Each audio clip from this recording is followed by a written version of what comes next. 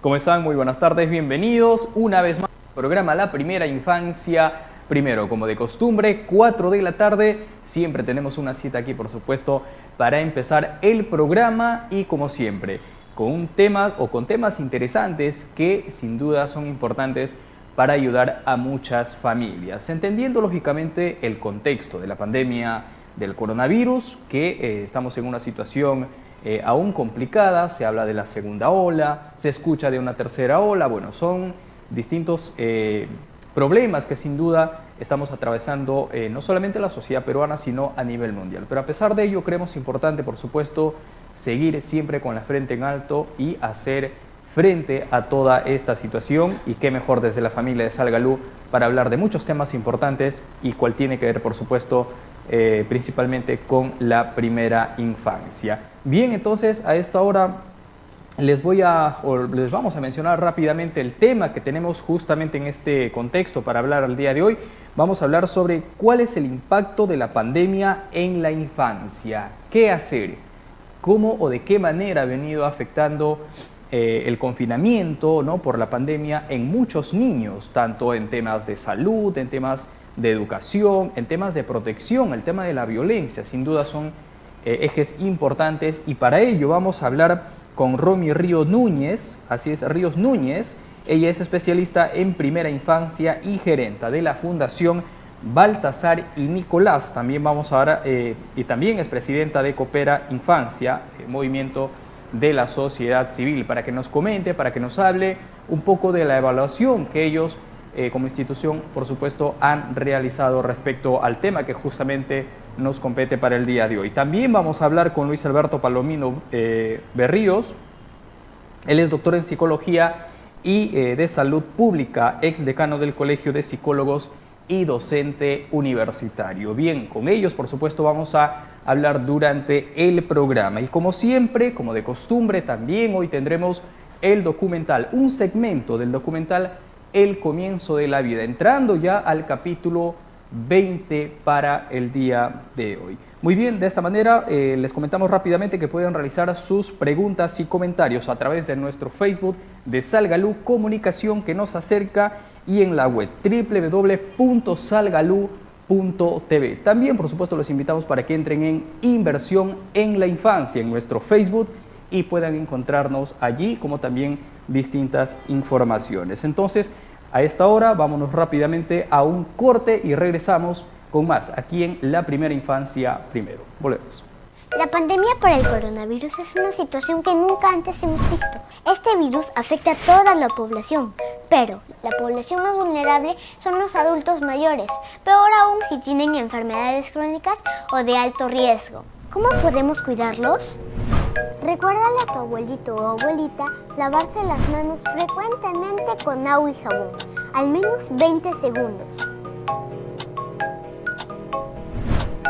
Esto evitará que al tocar distintas superficies pueda recoger el virus e introducirlo al cuerpo cuando nos tocamos los ojos, la nariz o la boca. Dile a tu abuelito que si tiene que salir de casa por alguna razón, debe usar una mascarilla. Debe asegurarse de que no queden espacios entre esta y su rostro. Mientras la lleva puesta, es indispensable que no la toque con las manos. Si lo hiciera, debería lavarse las manos inmediatamente con agua y jabón o un desinfectante a base de alcohol, para evitar que pudiera esparcir el virus en otras superficies. Aconsejen a sus abuelos y abuelas a guardar distancia social de 1 metro o más de otras personas, si es que en algún momento salen de sus hogares.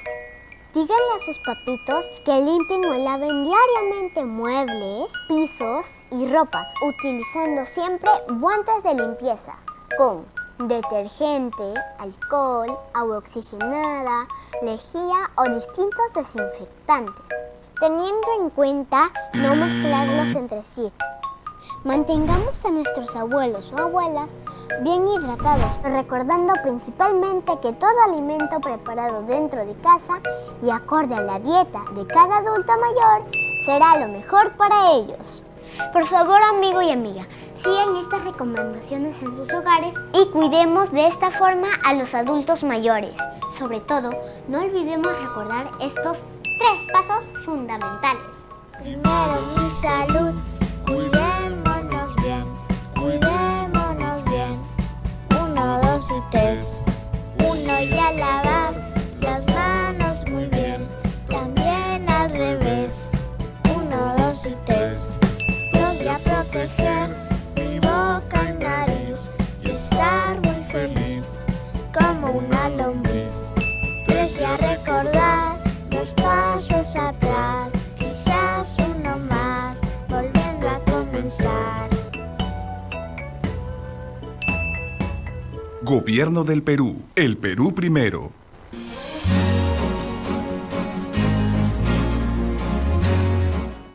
Muy bien, estamos de regreso y continuamos con el programa, pero antes, bueno, ya estamos con Clotilde Carrasco. Clotilde, ¿cómo estás? Bienvenida al programa. Por supuesto, hoy, como de costumbre, siempre un programa importantísimo que tenemos aquí en la primera infancia. Así es, muy buenas tardes a todos, bienvenidos a una nueva edición de la primera infancia primero, y siempre nosotros estamos aquí gustosos de poder escucharlos, atenderlos de verdad, con todo cariño y con lo que esté en nuestras manos para poder darles la información necesaria, protegiendo especialmente a nuestros niños. Contigo, Lázaro. Así es, Clotilde. Bueno, justamente ya lo habíamos comentado en el inicio del programa. Hoy tenemos, como de costumbre, un segmento del documental El Comienzo de la Vida. Clotilde, coméntale a toda la gente de qué se trata ya el capítulo 20, en realidad, de El Comienzo de la Vida. Sí, este es un tema muy interesante porque ya lo habíamos señalado en el capítulo anterior sobre cuándo es que el niño aprende, desde cuándo inicia su aprendizaje. Hay investigaciones que señalan que desde la panza de la mamá, cuando está en el vientre, el niño comienza a recibir esos estímulos. Otros dicen que desde el momento en que nace en el mundo exterior, los estimula. Pero las recomendaciones que vienen tanto de una investigación como de la otra es que este proceso de aprendizaje conlleva una serie de elementos importantes donde la presencia del adulto es muy importante. El adulto marca puntos importantes relacionados a su proceso de aprendizaje. Si el papá y la mamá no son apegados al niño, juegan, participan en este crecimiento, probablemente el desarrollo de ese niño físico, fisiológico y emocional será mucho más interesante que aquel niño que no tiene estas condiciones. Pero veamos el video.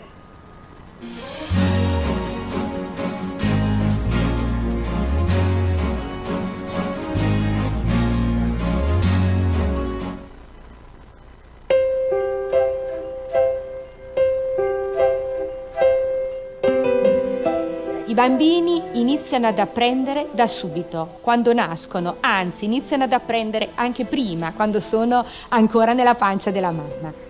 Sono apprendimenti che possiamo definire informali, che avvengono attraverso processi di scoperta, di esplorazione, di pensare con le mani, quindi coniugando aspetti diversi, in una anche libertà di possibilità di espressione che sono cruciali perché possano poi avvenire gli apprendimenti formali.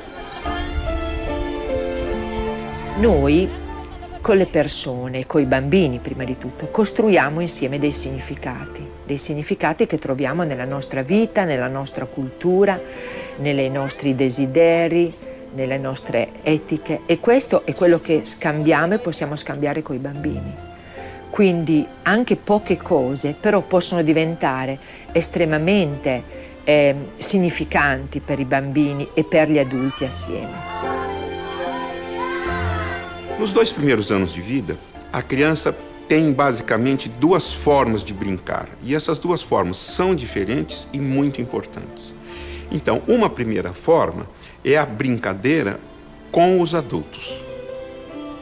Ela precisa da ação dos adultos. É aquele adulto que fala, que canta, que ri, que conta história. O adulto brincalhão, ou seja, as crianças pequenas precisam de adultos brincalhões. O segundo tipo de brincadeira é muito importante também, que é a brincadeira da criança com os objetos. Ela com os objetos. Quem sabe com outras crianças juntas.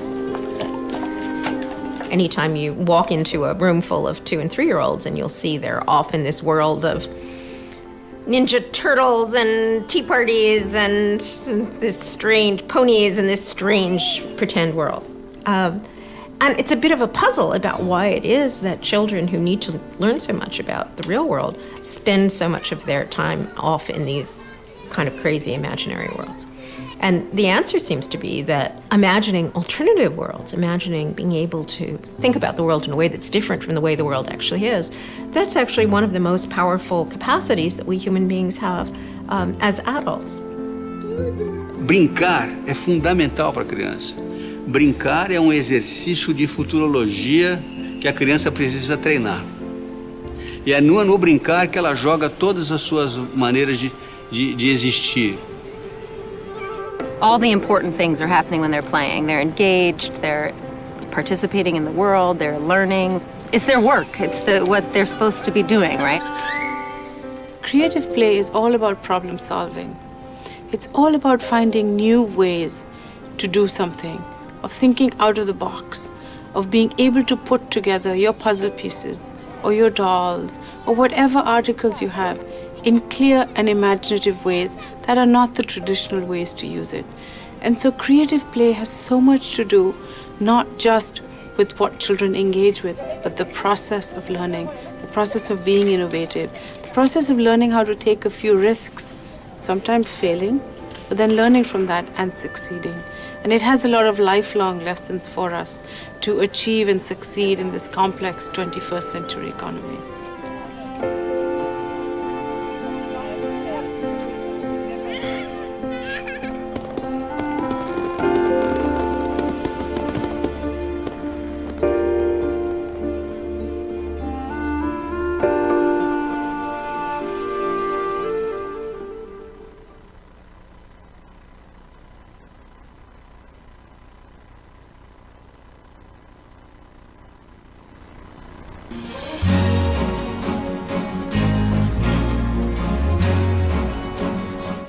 Muy bien, Clotilde, hemos visto ahí justamente este documental. Cuán importante en los primeros 2 años de vida del niño o la niña, 2 cosas importantes.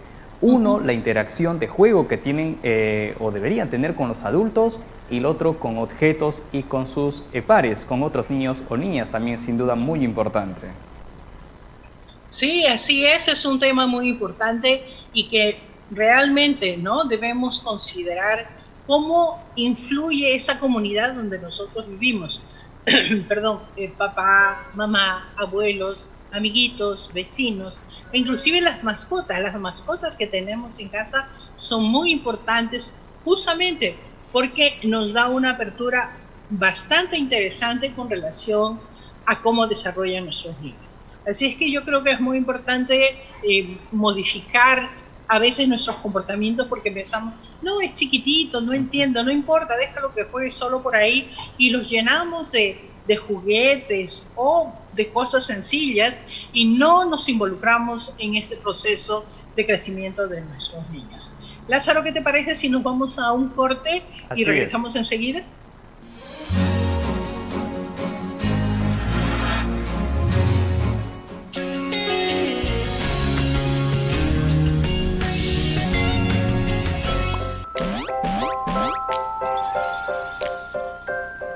Cada 20 de noviembre se celebra el Día Internacional de los Derechos del Niño, fecha que nos hace recordar que el niño es una persona de derechos. Es importante señalar que existen aquellos derechos que son innatos y que todo padre, madre o cuidador debe tener presente para que todo niño o niña crezca con los cuidados necesarios para su buen desarrollo. En 1979 se publicó el libro Los Otros Derechos, que son muy importantes para el buen crecimiento de nuestros niños y niñas.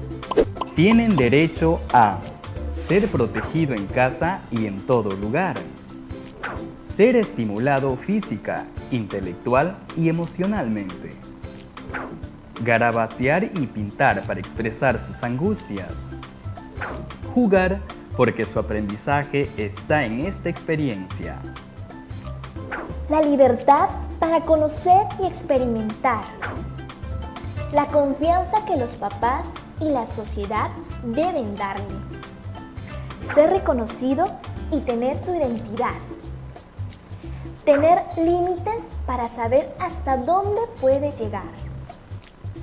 Que su crecimiento y responsabilidad sean acorde a su edad.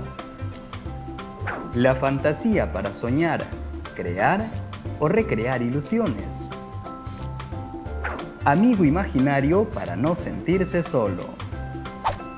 Homenaje al Día del Niño por la empresa de comunicaciones O Globo y UNICEF, Brasil, 1979.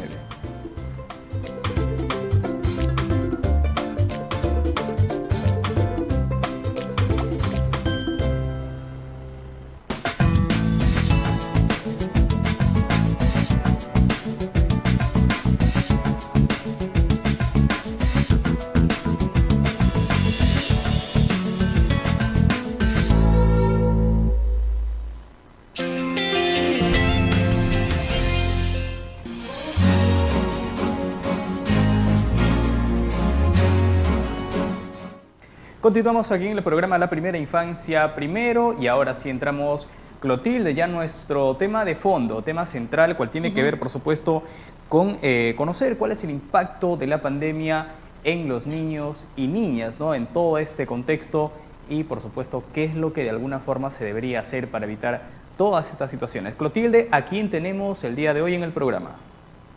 Bueno, justamente me siento muy honrada de poder conversar con Romy Ríos Núñez. Ella es una especialista en la primera infancia y gerente de la Fundación Baltasar y Nicolás, además de ser presidenta de Coopera Infancia, que es un movimiento de la sociedad civil. Y lógicamente, antes de entrar de lleno en nuestro tema y ver esto tan preocupante como es esta influencia que está probablemente perjudicando a nuestros niños con relación al encierro, porque la pandemia es eso, ahora un poco más liberados, ¿no? Quizás de poder salir un poco, pero muertos de miedo. Me gustaría saber sobre las fundaciones y el trabajo tan interesante que vienes realizando, en la cual también te involucras muchísimo con la primera infancia. Bienvenida.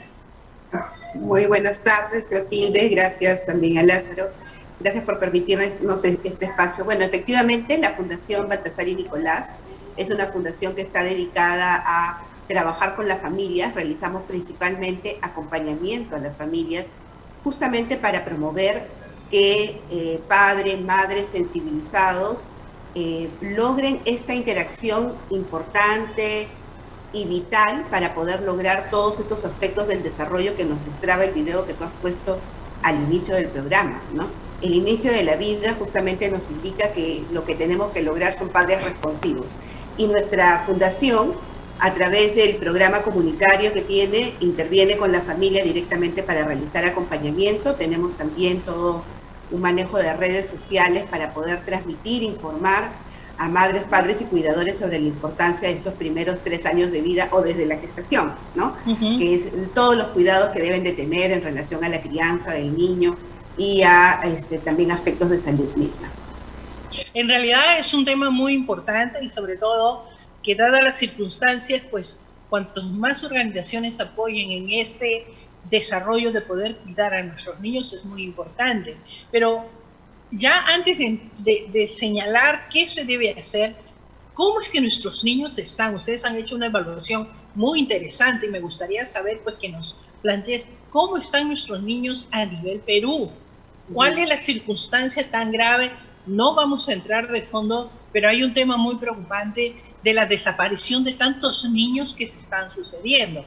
Pero la realidad concreta de nuestros niños en estos momentos sobre el estrés, sobre las enfermedades, sobre el temor a la muerte, sobre el temor a la enfermedad, todo eso que ustedes han evaluado me parece muy interesante y me gustaría por favor que nos comentes. Bueno, brevemente te cuento que esta evaluación, nosotros la denominamos evaluación continua de impacto de la COVID-19 en menores de 6 años. Es una evaluación, es un estudio epidemiológico que busca efectivamente determinar cuál es, desde la percepción del padre, cuál es la situación que afrontan los niños frente a la pandemia, y también ponernos en el lado del cuidador, cómo el cuidador está afrontando actualmente la pandemia. Esta iniciativa la hemos trabajado entre la Fundación Baltasar, Coopera Infancia y la Pontificia Universidad Católica, que lidera, digamos, toda la parte técnica de la implementación del mismo. ¿Qué resultados hemos tenido? Y en línea de lo que tú mencionas, ¿no? Por ejemplo, el 35% de los niños, según el reporte de los padres, hoy manifiestan estar más quejosos, estar más demandantes y más nerviosos que antes de la pandemia, ¿no? Y esto va a afectar inmediatamente el desarrollo del mismo, porque van a estar evidentemente más retraídos a las actividades que hagan, ¿no? Luego también tenemos otro indicador que nos muestra y que resulta siendo un poco alarmante, que es el tema de que los niños están comenzando a manifestar enfermedades sin tener una causa aparente, ¿no? Entonces esto es un indicador posiblemente de que algo en la salud mental del niño se ve afectada. Y también obviamente es que el padre y la madre se encuentran hoy más preocupados por el aprendizaje de sus niños y su comportamiento. Adicionalmente a estos resultados que están basados en el niño y que también tiene que ver con su salud, con que, digamos, 7 de cada 10 perciba que ya no cuenta con que hayan perdido vacunas, que hayan perdido controles de crecimiento y desarrollo, o el tema de la suplementación, también se suma algunos indicadores que están relacionados al estrés que afrontan los padres y las madres. Por ejemplo, hoy tenemos que 3 de cada 10 tienen indicadores de depresión, los papás, 8 de cada 10 tienen indicadores de ansiedad, 5 de cada 10 cuidadores tienen indicadores de estrés. Y estos se han visto incrementados más o menos en más del 30% a raíz de la pandemia. Finalmente, estos indicadores de ansiedad, depresión y estrés, 5 de cada 10 papás manifiestan las tres sintomatologías. Y esto se aumenta o es mayor las cifras cuando tenemos papás o niños con discapacidad, ¿no? Entonces la situación realmente es alarmante. O sea, no solamente estamos hablando de la salud física por no acceder a los establecimientos de salud de manera preventiva, sino también estamos hablando ya de un resquebrajamiento de la salud emocional, de la salud mental de los niños y también de sus cuidadores. En realidad es un tema alarmante, diría yo, porque la agresividad es parte del descontrol mental. La falta de resiliencia va en ese camino. Y si a eso le añadimos las angustias físicas, fisiológicas, pensar que mañana no voy a tener con qué comprar la leche, con qué comprar el pan, o lo básico, ¿no? La cesta básica genera mucha más agresión, y adivina quiénes son los que pagan el pato, entre comillas, lo voy a decir, de toda esta situación. Son nuestros niños que viven esa agresión. ¿Cómo podemos enfocar o cómo podemos orientar para que esto no sea tan frecuente, tan repetitivo y causando tanto estrés, tanto daño que le va a perdurar por toda la vida a nuestros niños? Efectivamente, ahí has dicho algo muy cierto, Clotilde, y eso hay que ser bien enfática, ¿no?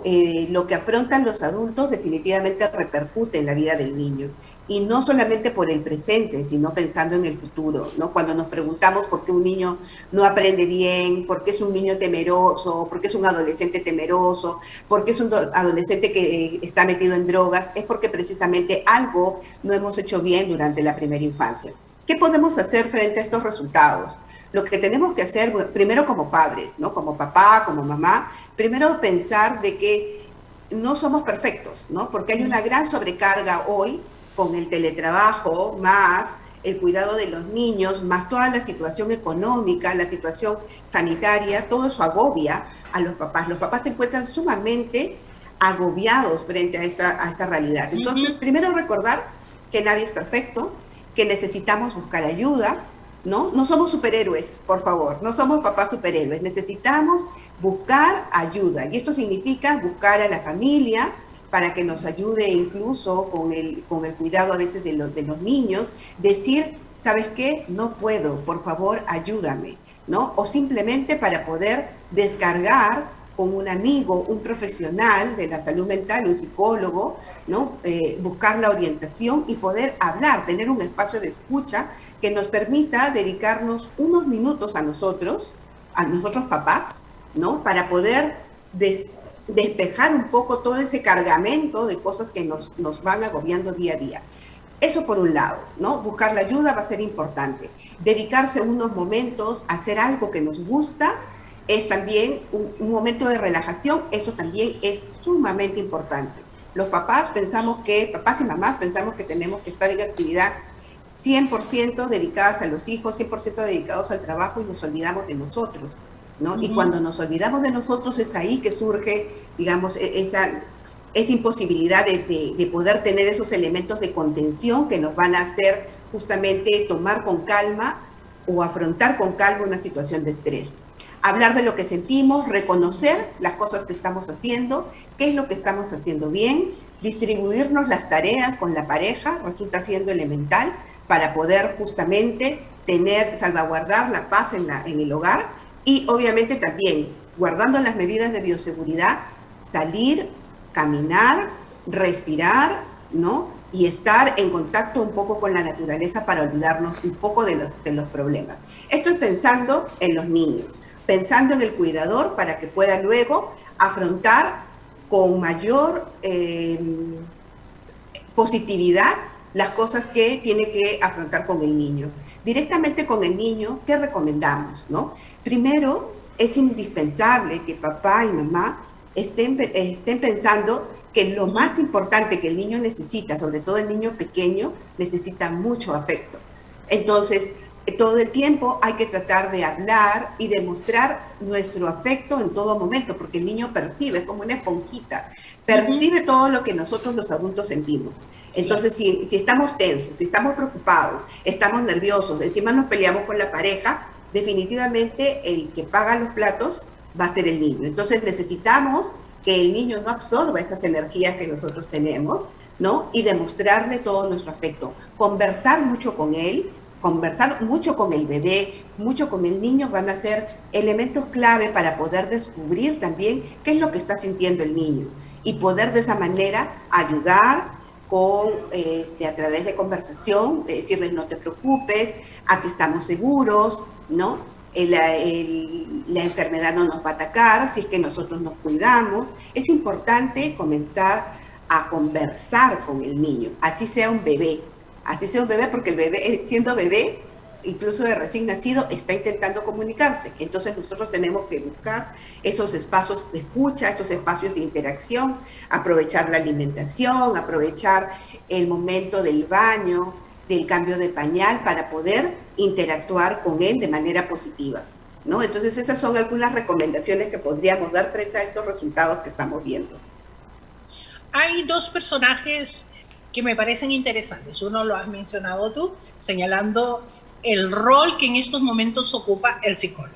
Yo creo que la gente debería tener la posibilidad de tener en línea, porque ya que está siendo difícil poder acercarnos, tener esa relación en línea con los psicólogos, porque los psicólogos, por favor, de una vez tiremos la cabeza de que solamente trata a personas con problemas mentales. No es así, el psicólogo ve comportamientos del ser humano y yo creo que ayuda mucho, independientemente de la profesión, poder, como te has señalado, conversar con alguien para que entienda la situación. Y ahí nos vamos al otro extremo. En la familia siempre hay uno que es el más sensible, que es el que más se afecta y que a veces a los papás les cuesta entender por qué ese niño llora, grita, es el único que nos da más problemas. Lo que pasa es que aparentemente es el niño más sensible, que capta la situación emocional que está viviendo la familia y su forma de expresar es a través del llanto, del berrinche o simplemente de la negación o la agresividad. No necesariamente porque sea un niño malo, por favor, sino porque es el niño sensible. ¿Cómo podemos manejar esta situación en un momento donde todos estamos a punto de jalarnos los pelos? Bueno, efectivamente, actualmente sí existen diferentes líneas de escucha. Tenemos la línea 100, por ejemplo, tiene dentro de sus anexos los anexos telefónicos que tiene una línea de denuncia y también tiene una línea de atención psicológica, sobre todo aquellas mujeres o aquellas niñas y niños o adolescentes que se encuentran con algunos problemas y quieren una orientación psicológica. El Ministerio de Salud también a través de su línea 113, me parece que es el anexo 5, también está disponible una línea de escucha. Y bueno, hay diferentes iniciativas que es verdad, todavía no se dan abasto, ¿no? Para poder atender a toda la población, y quizás la población tampoco accede a ella por lo que tú misma has mencionado, ¿no? Ese paradigma que existe alrededor de que yo no busco ayuda con un profesional de salud mental porque no estoy loca, no estoy loco, y en realidad no es así. O sea, no tenemos que tener una enfermedad mental para poder buscar la ayuda. Es como decir prevención. Si yo me lavo las manos, ¿no? Si yo me lavo las manos estoy previniendo tener alguna enfermedad infectocontagiosa. Igual cuando yo voy y busco un profesional de la salud mental, es justamente para poder buscar ayuda ahora que no estoy tan mal, porque definitivamente cuando hay un problema ya de salud mental, afecta no solamente la salud física, y valga la redundancia, la salud mental de la persona, su conexión con el mundo, sino también a toda la familia, ¿no? Entonces, los problemas son mayores, ¿no? Entonces, yo diría como recomendación, buscar ayuda de un profesional, de preferencia de un profesional, de alguien externo a mi casa, ¿no? Un profesional que me pueda orientar, ¿no? También tenemos los centros de salud comunitaria que están en diversas partes de Lima y algunas regiones, ¿no? Creo que también esa iniciativa muy buena del Ministerio de Salud se está descentralizando y está dando muy buenos resultados, por lo menos desde lo que nosotros conocemos, está apoyando mucho a las familias. Buscar la ayuda de un profesional. En todo caso, no podamos acceder por diferentes motivos a una atención profesional, busquemos a una persona de confianza, busquemos a un amigo, una amiga, alguien de la familia con la que podamos conversar de lo que nos está pasando, de aquellas preocupaciones que tenemos. Y si es una persona que ya ha tenido hijos, va a poder escucharnos de mejor manera y va a poder tener más empatía. Lo que sí les digo es que es necesario que pensemos que la salud física y mental de un niño depende de un cuidador que también tenga esos elementos de autocuidado. Si no hay esos elementos de autocuidado en el papá y la mamá, entonces poco estamos haciendo, ¿no? por nuestros niños, porque si nosotros no estamos bien, no vamos a poder conectar bien con ellos. Y lo que ellos necesitan justamente es que nosotros tengamos esa predisposición, esa alegría, esa necesidad de demostrar nuestro amor y nuestro cariño. Y para eso necesitamos estar bien, ¿no? Definitivamente, definitivamente. Y me gustaría ya, como casi para terminar nuestra entrevista, Romy, me gustaría hablar sobre ese niño que te comenté, ese niño sensible y que lo vemos como un problema. Bueno, la sensibilidad del niño y que nosotros interpretamos como problemático, en realidad, esa sensibilidad nos está queriendo decir que hay un problema, efectivamente, ¿no? Que hay un problema, que hay lo que está diciéndote el niño con su actitud, con su labilidad, ¿no? Con su rápidamente estar muy lloroso o estar muy irritable, ¿no? Definitivamente está manifestándote que algo está sucediendo en su interior. La pregunta es ¿qué? ¿Y qué está originando eso? Y eso es lo que tiene que, digamos, ayudar el padre y la madre. Ese tema de la regulación de las emociones de los niños es algo que el público peruano, que los papás y mamás peruanas no trabajamos mucho con nuestros niños, porque siempre estamos tratando de cortar la expresión de esas emociones. Por ejemplo, si un niño llora, se cayó y está llorando, lo primero que le decimos, le limpiamos la zona donde se cayó y le decimos, ya, tranquilo, tú eres valiente, tranquilo. Si es hombre, le decimos, no llores. Los hombres no lloran, los hombres no lloran. Y ahí estamos cortando esa necesidad de expresar una situación que le causa dolor. Igual pasa con las situaciones sensibles que nosotros ahorita vemos. ¿Qué es lo que tenemos que hacer? tenemos que comenzar a indagar qué es lo que pasa. ¿Y cómo podemos indagar sin necesidad digamos, en un primer momento de acudir a un psicólogo? No, lo que podemos hacer es a través del juego.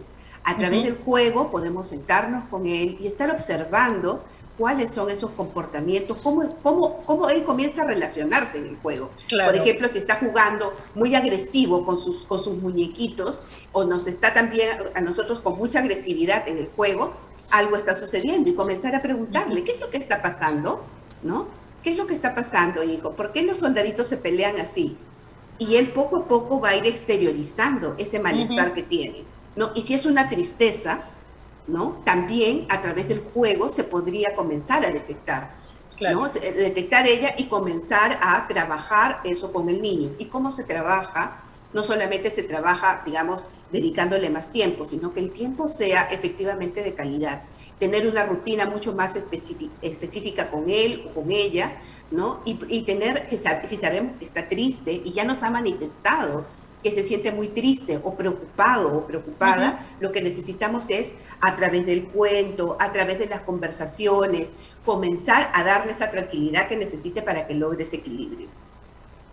Sí, en realidad es muy interesante lo que nos acabas de señalar, y ya para terminar nuestra entrevista actual, que ha sido muy, muy interesante, me gustaría que tú nos des un mensaje frente a esta pandemia y cómo los papás o los adultos en general debemos de comportarnos frente a nuestros niños. Bueno, yo creo que lo primero que siempre tenemos que ser es ser sinceros, ¿no? Con nosotros y con nuestros hijos, porque todo se traduce, ¿no? Nuestros ojos, nuestras expresiones, nuestro mismo cuerpo es el que comunica muchas cosas. Y si nosotros estamos cargados de cosas, definitivamente eso se va a expresar en el vínculo que nosotros vayamos, en la relación que vayamos estableciendo con nuestros hijos. Entonces la recomendación ahí, diría yo, es que somos padres, no somos superhéroes, ¿no? Lo vuelvo a repetir porque siempre pensamos que los papás lo podemos todo. Es verdad. ¿No? Entonces, y no es así. Verdad.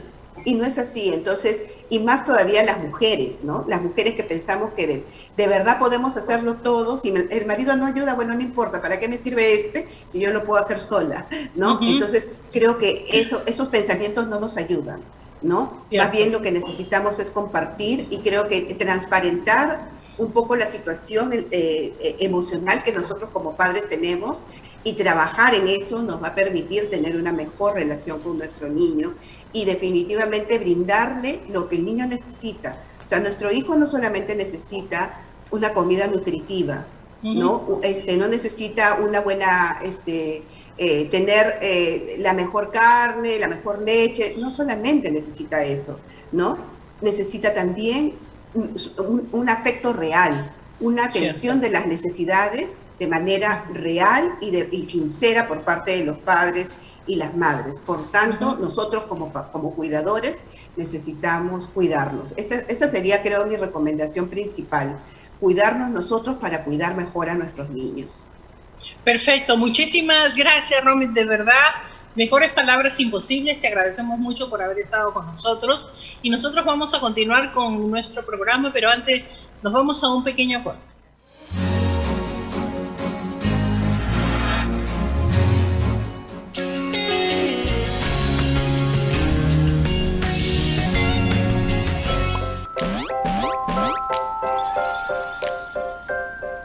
Cada 20 de noviembre se celebra el Día Internacional de los Derechos del Niño, fecha que nos hace recordar que el niño es una persona de derechos.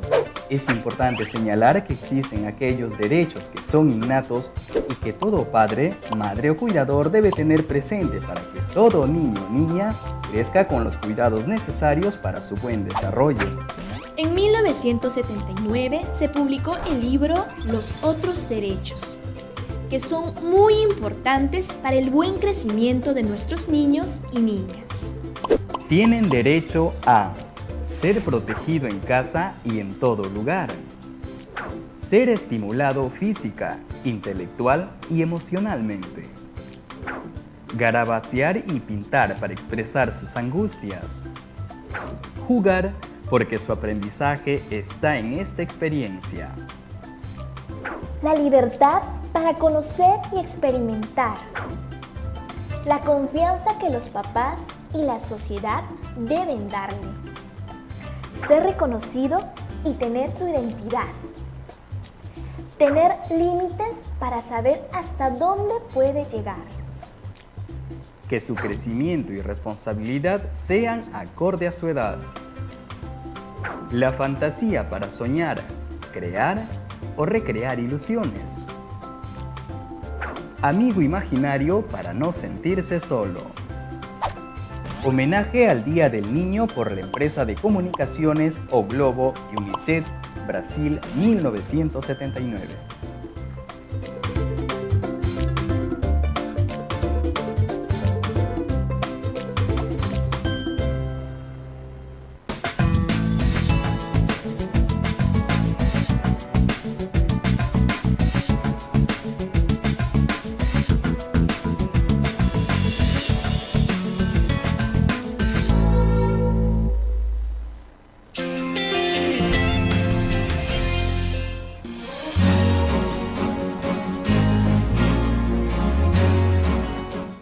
Continuamos con el programa aquí en La Primera Infancia Primero, hablando sobre un tema sin duda tan importante que tiene que ver sobre los impactos de la pandemia en los niños. Esto obviamente y evidentemente son amplios estos problemas que tienen que ver en el tema de la salud, en el tema de la educación, en el tema de la protección, bueno, en fin. De este tema justamente vamos a continuar hablando y para ello ya tenemos a Luis Alberto Palomino, él es doctor en Psicología y de Salud Pública, ex decano del Colegio de Psicólogos y también docente universitario. Luis Alberto, gracias por estar con nosotros. Bienvenido al programa La Primera Infancia Primero. Gracias a usted. Perfecto. Bien, evidentemente el tema, doctor, es indudablemente mayor, sobre todo en estos tiempos de pandemia. Con el incremento se habla de, por ejemplo, de ansiedad en los niños, estrés en los niños, hablamos de depresión en los niños, angustia en los niños, evidentemente por todo este problema que ha generado y viene generando la pandemia. Quisiéramos que nos explique un poco, desde su conocimiento, en qué medida afecta, digamos, el estrés, la ansiedad, depresión, y de qué manera se puede lograr identificar desde el hogar esta problemática. Bien, gracias por su pregunta. Es cierto lo que usted ha señalado. Va a ser un año que estamos en esta situación. De un momento a otro, el confinamiento radical que hubo en la primera etapa, en la que los niños tuvieron que ser sometidos a un encierro, dejando de realizar las actividades diarias, su compartir, su movilidad, el contactar con sus compañeros, el hecho de poder salir, jugar libremente, evidentemente a un encierro y que muchas veces en un inicio no fue explicado por los padres, simplemente fueron encerrados y fueron sometidos a una situación de cuatro paredes en la que las actividades propiamente estaban limitadas a un quehacer diario antes de la etapa escolar. Evidentemente, donde los únicos vínculos que comenzaron a encontrar eran los juegos rutinarios de casa o la televisión o el celular con medio de redes sociales, etc. Evidentemente que esto ha limitado enormemente en lo que confiere a su proceso de desarrollo integral del sujeto. Sabemos que los niños necesitan espacio, necesitan expresar su movimiento, su correr, jugar, trepar, y no solamente sus interacciones sociales con sus pares, que les lleva a ellos obviamente a un proceso de desarrollo no solamente psicomotor, sino mucho más socioemocional y cognitivo.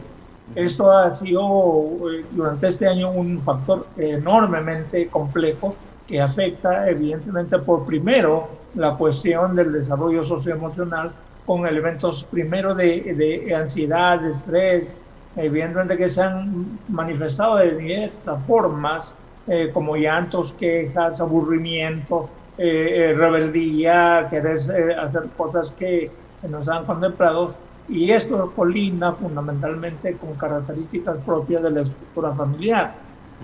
Familias que en una instancia siempre han estado acostumbrados que los hijos vayan al colegio y de esa forma mantenerlos un poco fuera del hogar, que permita un equilibrio en el manejo de las relaciones, de la dinámica familiar. Hoy, en ese periodo, obviamente padre, madre, hijos que no han tenido quizá el hábito de compartir, estar encerrados todos viéndose frecuentemente todo el día en la casa, ha sido pues una situación bastante compleja, y esto varía evidentemente desde hogares funcionales a hogares en crisis hasta hogares disfuncionales, ¿no? En los cuales obviamente ha habido mayor factor de riesgo, mayor factor de vulnerabilidad en el desarrollo de los niños. Es complejo poder analizar propiamente esto de una manera general.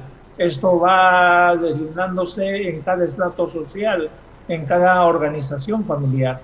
Es cierto que evidentemente todo esto va a tener evidentemente un impacto en el desarrollo, por ejemplo, de sus habilidades sociales. Ahora están simplemente vinculados con sus compañeros a través de verlos en la pantalla, verlos en clases virtuales y no poder compartir con ellos, jugar, interactuar, hablar, conversar sus temas personales, y a veces en casa las relaciones entre ellos y sus hermanos, que son obviamente diferentes a las relaciones amicales, afecta enormemente esta situación de la condición afectivo-emocional y social en los niños. Así es. Eso tiene que contemplarse de una manera seria, así digamos. Sí, así es, doctor. Y precisamente en ese contexto que usted nos está comentando, ¿de qué manera, por ejemplo, un padre o una madre puede lograr, o de qué manera puede identificar que un niño o una niña está presentando, por ejemplo, cuadros de estrés, ansiedad, depresión, para poder ayudarlo y también de alguna forma recurrir a un profesional, en este caso como por ejemplo un psicólogo, una psicóloga, para que pueda recibir la ayuda necesaria? Sí, ha habido cambios que evidentemente los padres tienen que ser muy observadores en esto. Pasan de conductas que a veces son muy sutiles a conductas mucho más manifiestas. Entre ellas, por ejemplo, la hipermovilidad, ¿no? Es decir, que se vuelven más inquietos, tratan de correrse, trepar, moverse, evidentemente, y eso altera, y el hecho de querer desplazar su energía en sus movimientos, y no es permitido, a veces por las condiciones del hogar, el tamaño de la casa, por ejemplo, y esto en ambientes en los que hay jardines, hay ambientes amplios, obviamente, que pueden hacerlo, pero en ambientes donde las casas son pequeñas, donde a veces los ambientes son cerrados y no hay espacio donde puedan hacerlo, esto obviamente genera conductas reactivas como rebeldía, mal humor, inquietud, aburrimiento generalmente, y que se van a ir traduciendo, por ejemplo, con trastornos del sueño, comerse las uñas, con conductas de rebeldía, querer salir de una u otra manera, desobediencia. Es decir, se manifiestan en estos estados, y en muchos niños, por ejemplo, se ha exacerbado o se ha vuelto a presentar cuadros de misiones nocturnas que se han ido dando paulatinamente en el transcurso, dependiendo de la estructura y dinámica del hogar, ¿no?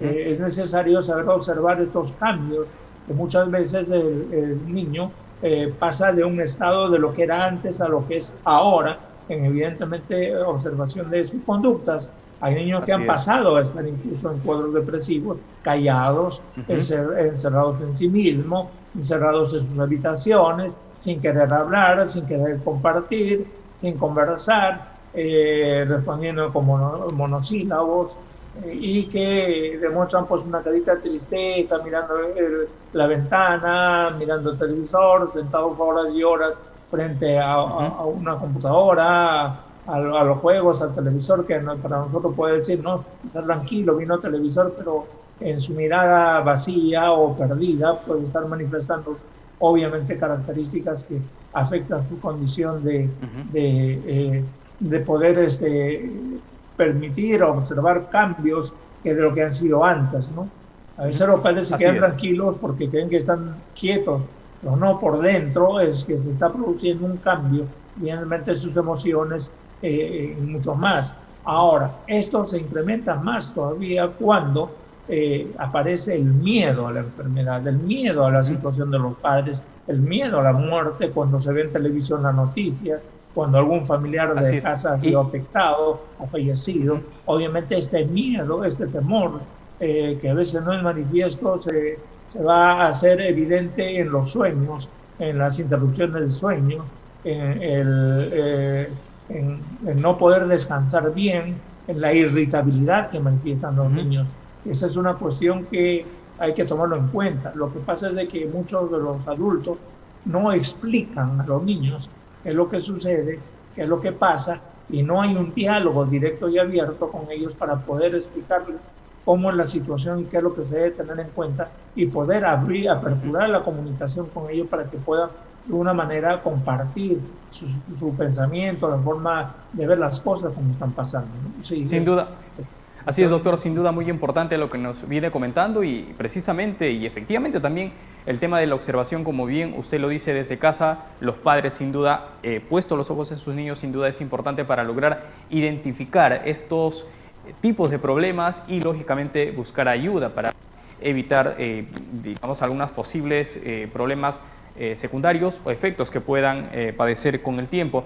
Ahora, doctor, evidentemente el tiempo es oro en televisión, pero ¿cuáles son esas recomendaciones principales que hoy todo padre debería saber para aplicar de alguna forma en sus niños en estos tiempos de crisis, evidentemente por la pandemia? Vamos a partir primero por la cuestión de la dinámica familiar y la estructura familiar. En hogares estables, obviamente que corresponde a los padres asumir de una manera madura, aperturar la comunicación con los niños, determinar espacios de actividades motoras, de actividades de juego. Hay que proveerles una serie de actividades diferentes para que puedan expresar no solamente el juego de estar sentado en la mesa, sino el juego con actividad motriz, ¿sí? La interacción a través, es muy factible establecer redes sociales de soporte con otros niños en la que cual puede dialogar, incluso poder compartir y jugar virtualmente con otros niños, que le pueda permitir explayar su forma de expresión con otros niños de su misma edad, que pueda participar en ello, ¿no? El fundamental es la comunicación que debe haber en ellos y generar un estado de seguridad y confianza que, que se debe establecer en ellos. Aquí implica el hecho de cómo los padres asumen esa responsabilidad. Lo complejo y mayor de dificultad son hogares en crisis y hogares disfuncionales. Hogares en la que, por ejemplo, se ha ido presentando antes de este proceso de la pandemia, del confinamiento, hogares disfuncionales, con crisis, con conflictos, evidentemente que en el encierro se ha acrecentado y puede haber generado mucho más elementos de riesgo en los niños en su desarrollo socioemocional. Entonces aquí sí implica que ellos asuman la responsabilidad de ser conscientes, darse cuenta de la situación y solicitar ayuda profesional para poder manejar el criterio de formación del desarrollo socioemocional. No olvidemos que un trastocamiento en un proceso de desarrollo socioemocional evidentemente va a tener sus repercusiones no ahora, sino eso va a tener repercusiones en adelante. Entonces aquí sí cabe que los padres tengan que buscar espacios en los que puedan compartir con sus hijos, jugar con ellos, y es una cosa que a veces los adultos no asumimos esa realidad de poder compartir el juego con ellos, tirarse al suelo, corretear, jugar con pelota, hacer lo que sea posible, movimientos de carrera, jugar, entretenerse con ellos para poder compartir experiencias comunes en las que el niño sienta que hay una persona cercana a ellos. Esa cercanía a los padres va a ser fundamental porque el niño va a encontrar un soporte emocional en quien pueda poder expresar sus ideas, sus sentimientos, sus emociones, porque si no la hay, evidentemente en su mundo personal, en su forma de pensar, en su nivel de desarrollo, obviamente ellos no se sabe cuál puede ser los mecanismos que pueden estar argumentando pensamientos que a la larga pueden afectar evidentemente su desarrollo socioemocional. Sí. Sin duda, doctor, importantísimo lo que nos acaba de explicar y como bien lo recalca, la comunicación, el afecto, el cariño que se tiene que tener desde la familia, desde el hogar para los niños y evitar, obviamente, este problema, como bien lo explica, no se va a mostrar quizás en el momento, pero sí en el futuro, y esto puede ser muy perjudicial para su desarrollo. Doctor, muchas gracias, muy claro y preciso, sin duda, su aporte que ha tenido en esta tarde aquí en el programa. Muchísimas gracias por haber estado con nosotros. Gracias a ustedes, más bien por la oportunidad, y es necesario recalcar y hacer énfasis en esto y generar comunicación hacia los padres, los hogares, para que contemplen una serie de criterios en el manejo socioemocional de los niños. Perfecto. Muy bien, muchas gracias. Entonces, estuvo con nosotros el doctor Luis Alberto Palomino Berríos. Él es doctor en Psicología y de Salud Pública, es decano del Colegio de Psicólogos y docente universitario. De esa manera, entonces, bueno, ya estamos llegando a la parte final del programa. Clotilde, sin duda un tema muy importantísimo, y como los expertos, igual que el doctor Luis Alberto, como también, al igual que la doctora Romy, coinciden en el tema desde la familia, actuar sobre todo en estos tiempos difíciles que venimos o que se viene atravesando en realidad por la pandemia. Así es, un tema importante, como tú bien has señalado, y que los adultos ahora tenemos que hacer un esfuerzo mayor justamente en favor de nuestros niños. Bueno, no nos queda más que despedirnos, Lázaro. Un abrazo a todos y estaremos la próxima semana muy dispuestos a seguir hablando de estos temas que siempre nos van a ayudar. Contigo, Lázaro. Así es, Clotilde, y como siempre recuerden todos nuestros televidentes que este programa se hace, por supuesto, desde la familia de Salgalú para ayudar a muchas familias y sobre todo entendiendo el contexto en la crisis que por supuesto estamos atravesando. Nos vemos, Dios mediante, la próxima semana, todos los miércoles 4 de la tarde, aquí en esta misma señal. Hasta la próxima.